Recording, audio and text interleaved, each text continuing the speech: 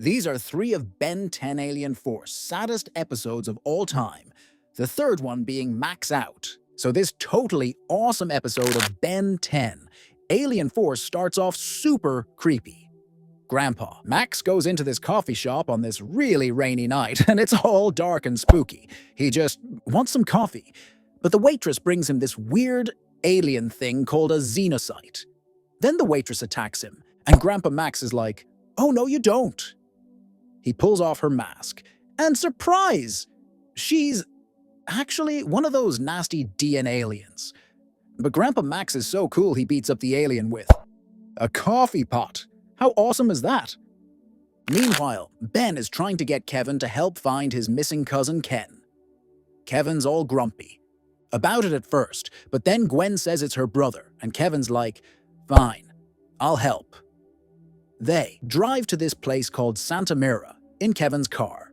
On the way, Kevin makes fun of how Ben, Gwen, and Ken's names all rhyme. It's kinda funny, but also kinda mean. Gwen tells them, Ken is the coolest guy ever, and you can tell she really misses him. When they get to Santa Mira, they start looking through all these garages. It takes forever, but finally in the fifth one, they find Ken's car. It looks all beat up and stuff. Kevin breaks down the door because he's super strong, and they go inside to look for clues. Ben and Gwen are searching around, and Kevin finds this weird alien tech thing on Ken's engine. It's supposed to make the car not work right or something. Then Gwen finds this gross DNA alien slime on the car, and Ben's Omnitrix starts beeping like crazy. Suddenly, these guys who own the garage show up, and Ben's like, "What happened?" to Ken. But they act all weird and say they don't know anything. They say they fixed the car, but when Kevin tries to start it, it doesn't work. Gwen opens their cooler, and it's full of more nasty slime. Then there's this big flash of lightning, and it shows that the garage guys are actually DNA aliens in disguise. They start attacking Ben, Gwen, and Kevin. But then Ben turns into Humongosaur, which is this huge dinosaur alien. Gwen uses her magic powers to free herself and starts blasting the aliens with pink energy. Kevin absorbs some metal and starts punching aliens left and right. After they beat the DNA aliens, they go to the coffee shop where Grandpa Max was. Ben looks in this truck outside and finds a DNA alien all tied up. The Omnitrix scans the slime on it. Gwen notices the alien is gagged with a piece of Grandpa Max's shirt. The DNA alien tells them that Max tied him up and was looking for some kid. When Gwen asks about her brother, the alien says Ken is at this place called the Hatchery. The scene changes to the hatchery, and poor Ken is there being questioned by a DNA alien. Then the alien takes out one of those gross xenocyte things and puts it on Ken's face. It's so scary and gross. Ben, Gwen, and Kevin arrive at the hatchery, and there's this big weather machine making everything cold. They decide to sneak in through this pool of water, which is pretty brave. 'Cause who knows what's in there? While they're doing that, we see Grandpa Max is already inside, being all sneaky and awesome. He's zapping DNA aliens left and right with this cool null void projector thing. Max finds Ken, but oh no, Ken's already half turned into a DNA alien. He attacks Grandpa Max and knocks him out. It's so sad to see Ken like that. Outside, Ben and the others are wading through the water when these gross tentacles pull Gwen under. It's super scary, but Gwen's tough and uses her powers to break free. She blasts away these xenocyte things that were trying to grab her. They have to swim underwater to get inside, and the pool is full of xenocyte eggs. It's so disgusting. One of them hatches and grabs Kevin, but he manages to throw it off. When they get inside, there are DNA aliens everywhere. Ben turns into Big Chill, this awesome ghost-like alien that can freeze stuff. He starts freezing DNA aliens left and right while Kevin and Gwen fight too. Then Gwen sees Ken, who's not fully transformed yet. She stops Kevin and Big Chill from attacking him, which is good, because he's still her brother. Ben turns back to normal and realizes Gwen is right. Ken says the aliens set him free, but he's all messed up and attacks. Gwen has to tie him up with her energy powers. Kevin tries to pull the Xenocyte off Ken, but it won't budge. Then the Omnitrix does this weird thing where it asks Ben if he wants to fix the severe genetic damage. Ben says yes, and the Omnitrix pulls the Xenocyte right off Ken. It's amazing, but it makes Ben pass out for a bit. When Ben wakes up, Ken is back to normal. Ken feels really bad and says he captured Grandpa Max and gave him to the aliens. He tells them the aliens' plan is terrible and wants to help stop it. They all go to rescue Grandpa Max and find him pretty quick. Max forgives. Kenan says he's proud of everyone, even Kevin. Just then, this hybrid alien announces that they're starting Project DNA. They start harvesting all these Xenocyte eggs. Grandpa Max says they're going to use them to make a huge DNA-alien army. He tells Ben to destroy all the Xenocytes while the rest of them fight. There's this huge battle with DNA-aliens everywhere. Ben turns into Jet Tray and starts blowing up trucks full of Xenocytes. Gwen's using her powers to blow stuff up too, and Kevin's punching aliens left and right. It's so epic. After they destroy all the trucks, they go inside and find this weird room with a creature laying more Xenocyte eggs. Gross! They see Grandpa Max fighting a hybrid, which is like the boss of all the aliens. The hybrid grabs Max, thinking he's won. But Max has a trick up his sleeve. He pulls out his null void projector, but instead of using it normally, he breaks it to turn it into a bomb. The hybrid doesn't realize what's happening, but Grandpa Max knows it's going to be a big explosion. He tells Gwen to put up a shield to protect everyone. Ben tries to stop Grandpa Max, not wanting to lose him, but Max tells Ben it's his job to be the leader now and protect Earth. Then he sets off the explosion. Gwen's shield protects the team, but everything else, including Grandpa Max, disappears in this huge flash of light. It's so sad, and everyone's crying. Ben says he doesn't think the hybrid will give up, so it's up to them to protect the planet now. The episode ends with DNA-aliens coming back to clean up the hatchery and save any Xenocytes that are left. Next up, we have the episode The Secret of Chromastone. Okay, so it starts with Ben being all sick and stuff. Kevin's driving him to Mr. Smoothie. Because, smoothies make everything better. Kevin gets Ben this weird smoothie to help with his cold, but it tastes super gross. Yuck. Then, out of nowhere, this spaceship lands right next to them. And guess who comes out? It's Tetrax, Ben's old alien friend. But he's acting all crazy and grabs Ben, yelling about wanting Chromastone. It's so weird. Tetrax tries to make Ben turn into Chromastone, but Ben turns into Diamond Head instead. Tetrax gets super mad about this. Kevin and Gwen try to fight Tetrax, but he's too strong and beats them up. Then get this, Tetrax actually breaks Diamond Head. But inside, there's this other alien called Sugalite.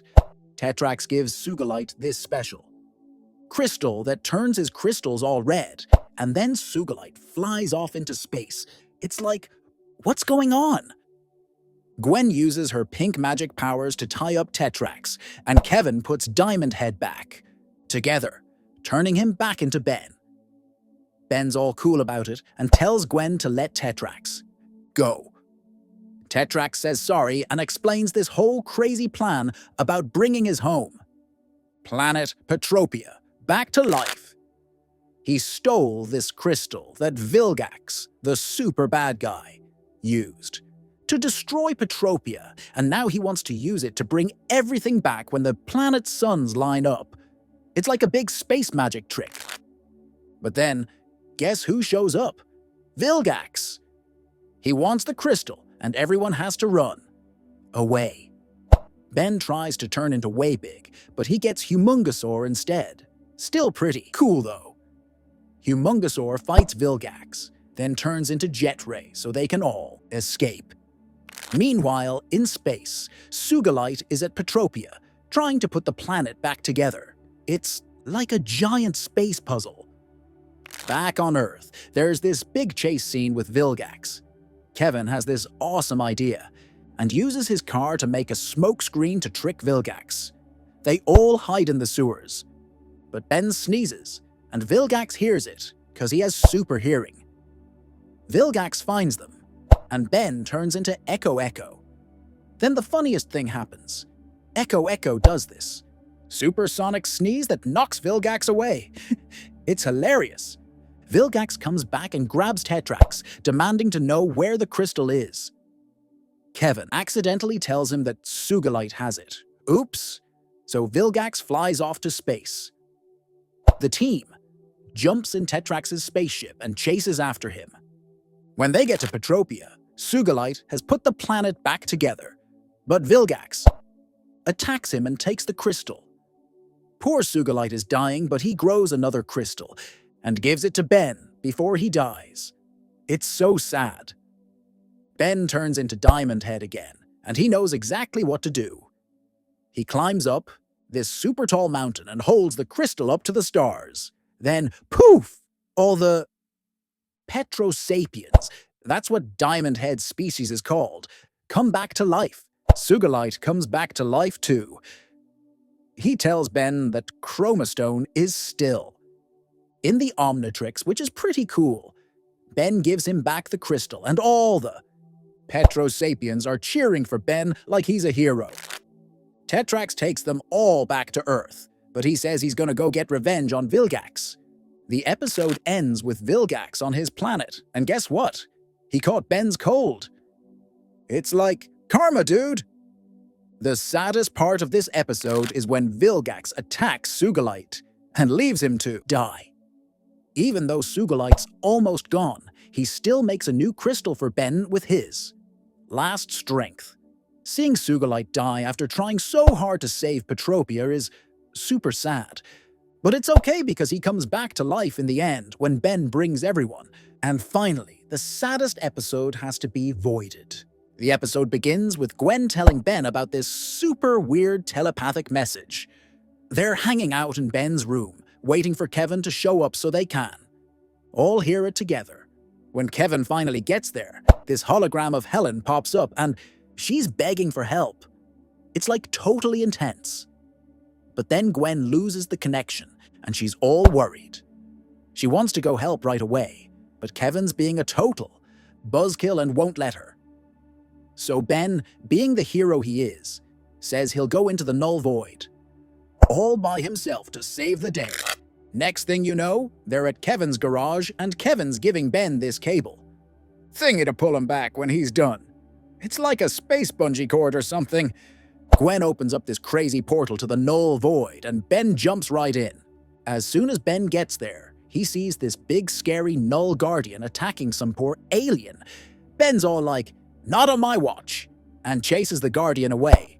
The alien starts talking about something called the wrench and this devoid guy, and Ben's super confused. Before he can ask questions, they get attacked again. But then, out of nowhere, Manny and Helen show up to save the day. Helen's super happy to see Ben, but Manny's being all grumpy about it. Just when you think things are calming down, this huge Null King Devoid dude shows up. Helen tells Ben to run, but he's like, "No way." Then the cable goes all tight, and Ben's stuck. Manny and Helen are fighting off Null Guardians left and right, and then Ben realizes something crazy. Devoid is actually Dr. Animo in disguise. How wild is that? Back on Earth, Gwen and Kevin are freaking out because the cable's gone all limp. When they pull it back, it's broken. Uh-oh, Ben's in trouble now. Dr. Animo's being a total jerk, trying to get Manny and Helen to tell him where the wrench is. He throws Manny to the Guardians, but Ben turns into Brainstorm and saves him. Brainstorm zaps Animo, and Helen grabs them both and runs away super fast. Later, they see these Null Guardians stealing stuff from an alien farmer. Ben wants to help, but Manny stops him. The farmer tells them this sad story about how Animo took control of the Guardians and is making everyone work in his mines. It's like, so unfair. Ben tells the helpers about Animo's animal controlling powers, and they take him to meet their leader, the Wrench. But first, Ben has to fight Helen's brother, Pierce. Ben lets Pierce win on purpose so he can meet the Wrench. And guess what? The Wrench is actually Grandpa Max. It's such a cool surprise. Max and Ben are so happy to see each other. Max tells Ben all about how he ended up in the Null Void and decided to stop Animo. Then Ben explains that the whole Null Void is falling apart. They come up with this awesome plan to sneak into Animo's fortress in these carts full of space rocks. The big battle is so epic. Ben turns into Chromastone and clears a path to Animo's drill. Then he becomes Humongous R to fight Animo. But Animo's too strong. Ben tries Brainstorm next, but it doesn't work either. Finally, Ben figures out that this big furnace is making Animo stronger, so he turns into Big Chill and freezes it. It's so cool. With the furnace frozen, Animo loses his powers, and the Null Guardians fly away. Max and Animo have this awesome fight, and Max totally wins. Just then, Gwen and her Kevin show up through a portal. They want everyone to come back to Earth, but Max says he has to stay and finish his job in the Null Void. It's kinda sad, but also really brave of him. In the end, Gwen and Kevin have to drag Ben back to Earth.